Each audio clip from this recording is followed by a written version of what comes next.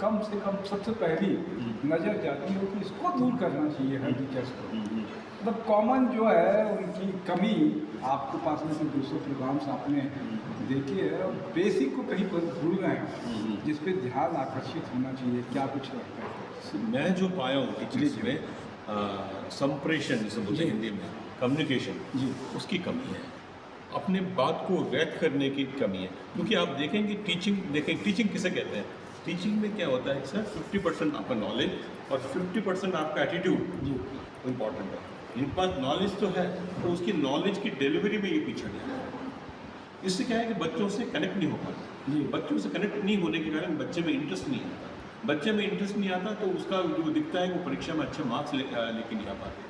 आप देखेंगे बाकी जो स्टेट है, मैं बात कर रहा हूँ जो स्टेट आगे बढ़े हैं वो क्यों बढ़े? क्योंकि वो टीचर पर बहुत ध्यान दिया जाता है उस स्टेट्स में, बट टीचर्स को बहुत ट्रेनिंग दिया जाता है। हमारे यहाँ कहीं ना कहीं थोड़ा हम पीछे हैं इन मामले में।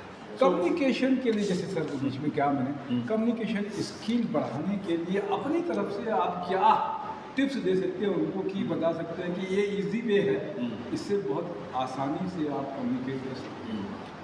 सर जब मैं पढ़ता था जी तो मुझे बोला जाता था कि आप रोज इंग्लिश पेपर पढ़ो जी और पेपर ऐसा पढ़ो बोल के पढ़ो, मन में नहीं, बोल के पढ़ो, है ना?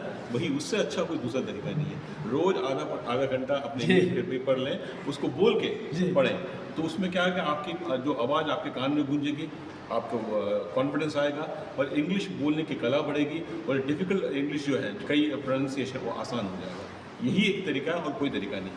ये तरीका हम लोग भी जब पढ़ते थे और ये आजमाया हुआ फार्मूला सर के सामने में मैं कहता हूँ मैं, और ये बहुत साल से प्रचलित है कि अखबार जरूर पढ़ना चाहिए। अखबार चाहे हिंदी का भी अगर है तो उसका उच्चारण करके आप पढ़ेंगे तो बहुत ही कम्युनिकेशन स्किल भी डेवलप होगा, क्योंकि सब्जेक्ट्स अलग अलग रहते हैं, आपके नॉलेज में भी आएगा और आप अच्छी तरीके से कम्युनिकेट तो बहुत ही सरल तरीके से, इसको कहते हैं ना टिप्स जो सर ने दी वो इतनी ज़बरदस्त टिप्स है कि सब इसको कर सकते हैं। और क्या कुछ कहेंगे सर अपनी तरफ से आप?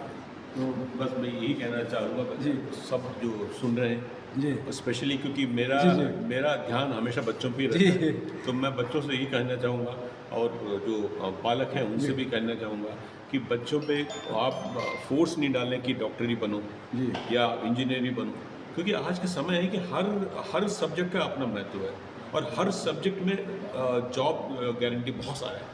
तो बच्चा जो पढ़ना चाहे उसको पढ़ने दे। बच्चों को ड्राइंग में इंटरेस्ट है उसको बोलिए चलो ड्राइंग ही सीखो। बच्चे में कुकिंग का इंटरेस्ट है, बोलो जाओ कुकिंग सीखो। जो बच्चे को इंटरेस्ट है उस पर ध्यान दिया जाए। वो दिन गए जब सिर्फ डॉक्टर इंजीनियर ही जो है एक बहुत अच्छा प्रोफेशन माना जाता था समाज में। अब हर प्रोफेशन का वैल्यू है। एक 5 स्टार होटल का जो कुक है उसकी तनख्वाह है 4 से 5 लाख का एक महीने की।